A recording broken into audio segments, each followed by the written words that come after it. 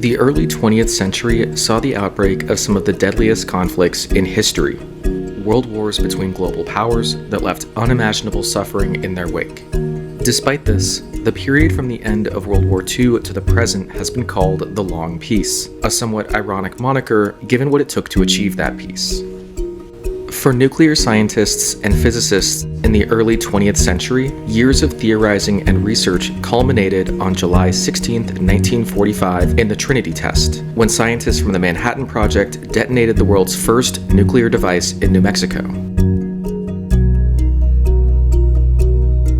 That moment has been called the dawn of the atomic age. The unsuspecting civilians that would be contaminated with fallout from the Trinity test, now called downwinders, made clear that this would be an age defined not only by the promise of nuclear technology, but also its devastation, which would be fully demonstrated only a few weeks later.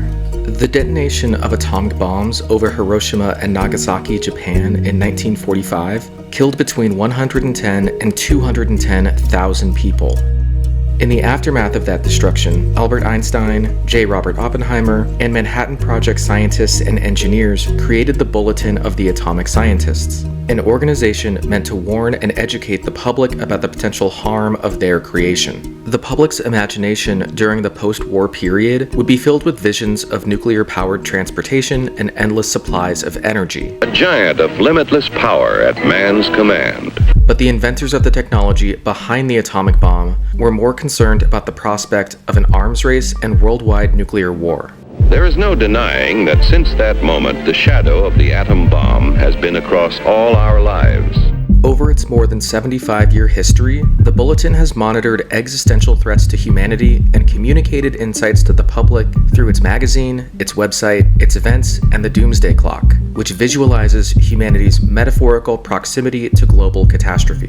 Martil Langsdorff, an artist married to a Manhattan Project engineer, created the Doomsday Clock in 1947 as the first cover image for the Bulletin's magazine. It was initially set at 7 minutes to midnight. The clock first moved in 1949 when Bulletin editor Eugene Rabinowitch decided to move the minute hand forward to 3 minutes to midnight in response to the Soviet Union testing its first nuclear weapon, years ahead of when many in the US government thought possible. In all, the clock has moved 25 times, first as dictated by Rabinowitch and later as set by the Bulletin's Science and Security Board. The clock has moved closer and further away in response to a variety of technological and diplomatic events.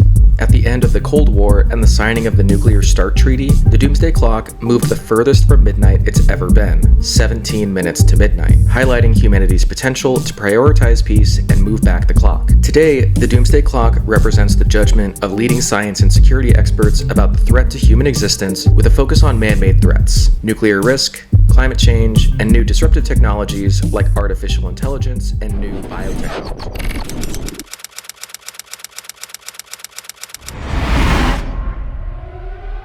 May 1998. Switching command to internal. Range ready? Ready.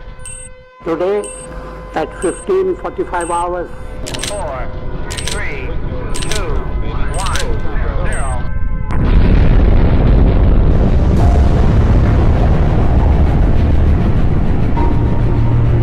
0. India conducted 3 underground nuclear tests in the Pokhran range. Today at 15:45 hours, India conducted 3 underground nuclear tests in the Pokhran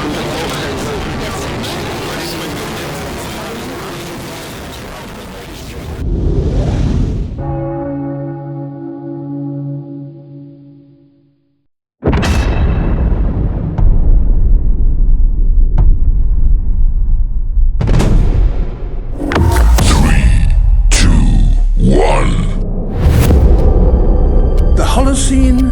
Has ended. What we do now and in the next few years will profoundly affect the next few thousand years. The only conditions modern humans have ever known so far are changing, and changing fast. Nothing stays the same on this planet. Everything changes. The Earth is going into one of these jumps, and you don't know what is going to be on the other side of those jumps. The Earth is always changing.